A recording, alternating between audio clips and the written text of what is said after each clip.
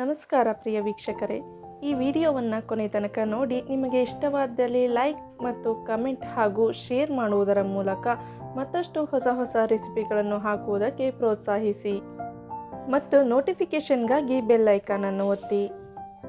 ಹಾಗೆಯೇ ತಪ್ಪದೇ ನನ್ನ ಚಾನಲ್ ಆದ ಇದುವೇ ಪಾಕದ ಲೋಕವನ್ನು ಸಬ್ಸ್ಕ್ರೈಬ್ ಮಾಡಿ. ನಾನಿವತ್ತು ನಿಮ್ಮೆಲ್ಲರಿಗೂ ಉಪಯೋಗವಾಗುವಂತಹ ಕಷಾಯವನ್ನು ಹೇಗೆ ಮಾಡೋದು ಅಂತ ತೋರಿಸ್ಕೊಡೋಕೆ ಬಂದಿದ್ದೀನಿ.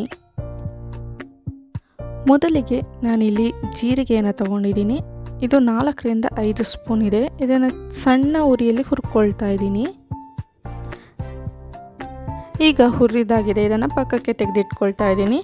ನಂತರ ಧನಿಯಾ ಬೀಜವನ್ನು ಹಾಕ್ಕೊಳ್ತಾ ಇದ್ದೀನಿ. ಇದನ್ನು ಕೂಡ ಸಣ್ಣ ಉರಿಯಲ್ಲಿ ಹುರ್ಕೊಳ್ತಾ ಇದ್ದೀನಿ. ಅಳತೆಯ ಸಾಮಗ್ರಿಯನ್ನು ತಗೊಳ್ಬೇಕಾದ್ರೆ ಜೀರಿಗೆನ ನಾವು 4 ರಿಂದ 5 ಸ್ಪೂನನ್ನು ತಗೊಂಡಿದ್ದೀನಿ. ಹಾಗೆ ಧನಿಯಾವನ್ನು ಸಣ್ಣ ಕಪ್ನಲ್ಲಿ 1 ಕಪ್ಪನ್ನು ತಗೊಂಡಿದ್ದೀನಿ. ಇದನ್ನು ಹುರ್ಕೊಂಡಿದ್ದಾಗಿದೆ. ಈಗ ಒಂದು ತಟ್ಟೆಗೆ ಹಾಕ್ಕೊಳ್ತಾ ಇದ್ದೀನಿ. ಇದನ್ನು ಆರಲು ಸ್ವಲ್ಪ ಹೊತ್ತು ಬಿಡ್ತಾ ಇದ್ದೀನಿ. ನಂತರ ಮಿಕ್ಸಿ ಜಾರಿಗೆ ಹಾಕ್ಕೊಳ್ತಾ ಇದ್ದೀನಿ.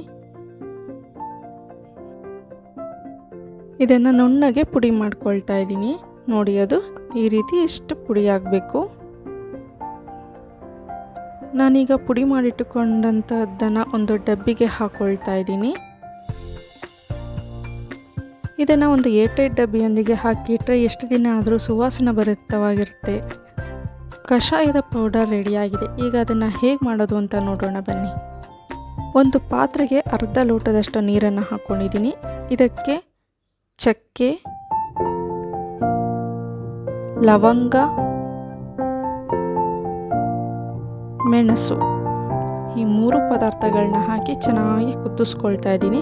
ನೋಡಿ, ಈಗ ಚೆನ್ನಾಗಿ ಕುದಿ ಬಂತು. ಅದ್ರ ಫ್ಲೇವರ್ ಎಲ್ಲ ಎಷ್ಟು ಚೆನ್ನಾಗಿ ಗಮ್ಮಂತಿದೆ ಗೊತ್ತಾ.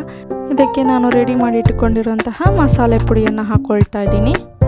ಅದು ಚೆನ್ನಾಗಿ ಕುದಿಬೇಕು. ಅದ್ರ ಫ್ಲೇವರು ಕೂಡ ತುಂಬ ಚೆನ್ನಾಗಿ ಬರ್ತಾ ಇದೆ. ನೋಡಿ, ಈಗ ಚೆನ್ನಾಗಿ ಕುದ್ದಿದೆ. ಈಗ ಇದಕ್ಕೆ ಹಾಲನ್ನು ಹಾಕ್ಕೊಳ್ತಾ ಇದ್ದೀನಿ, 1 ಲೋಟ. ನಂತರ 1 ಚಮಚ ಸಕ್ಕರೆಯನ್ನು ಹಾಕ್ಕೊಳ್ತಾ ಇದ್ದೀನಿ. ಇದು ನಿಮಗೆ ಎಷ್ಟು ಸಿಹಿಗೆ ಅವಶ್ಯಕತೆ ಇದೆಯೋ ಅಷ್ಟನ್ನು ಹಾಕ್ಕೊಳ್ಳಿ. ಇದನ್ನು ಕೂಡ ಚೆನ್ನಾಗಿ ಕುದಿಸ್ಕೊಳ್ತಾ ಇದ್ದೀನಿ. ನಂತರ ಒಂದು ಪಾತ್ರೆಗೆ ಹಾಕಿ ಇದನ್ನು ಚೆನ್ನಾಗಿ ಶೋಧಿಸ್ಕೊಳ್ತಾ ಇದ್ದೀನಿ. ಬಿಸಿ ಬಿಸಿ ಆರೋಗ್ಯಕರ ಕಷಾಯ ರೆಡಿಯಾಯಿತು. ಈ ಕಷಾಯವನ್ನು ಕಾಫಿ ಅಥವಾ ಟೀ ಬದಲಿಗೆ ತಗೊಳ್ಬೋದು. ಪಿತ್ತಕ್ಕೆ ರಾಮಬಾಣವಾಗಿರುವಂತಹ ಕಷಾಯ ಇದು. ಹಾಗೆಯೇ ಕೆಮ್ಮು, ಕಫ, ಶೀತ ಇವೆಲ್ಲವೂ ಬಂದಾಗ ಇದನ್ನು ಉಪಯೋಗಿಸೋದ್ರಿಂದ ಆರೋಗ್ಯಕ್ಕೆ ತುಂಬಾ ಒಳ್ಳೆಯದು. ನಾವು ಕಷಾಯ ಮಾಡಬೇಕಾಗೆಲ್ಲ ಈ ಪೌಡರ್ನ ಮಾಡ್ಕೋಬೇಕಾಗಿರೋ ಅವಶ್ಯಕತೆ ಇರೋದಿಲ್ಲ. ಒಂದೇ ಸಲ ಅಂದರೆ ಒಂದು 10 ರಿಂದ 15 ದಿನಕ್ಕಾಗುವಷ್ಟು ಎಷ್ಟು ಬೇಕೋ ಅಷ್ಟನ್ನು ಒಂದು ಸಲ ನಾವು ಪುಡಿನ ರೆಡಿ ಮಾಡಿಟ್ಕೊಂಡ್ರೆ ಯಾವಾಗ ಬೇಕಾದರೂ ಉಪಯೋಗಿಸ್ಕೊಳ್ಬೋದು.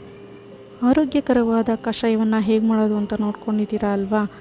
ಧನ್ಯವಾದಗಳು.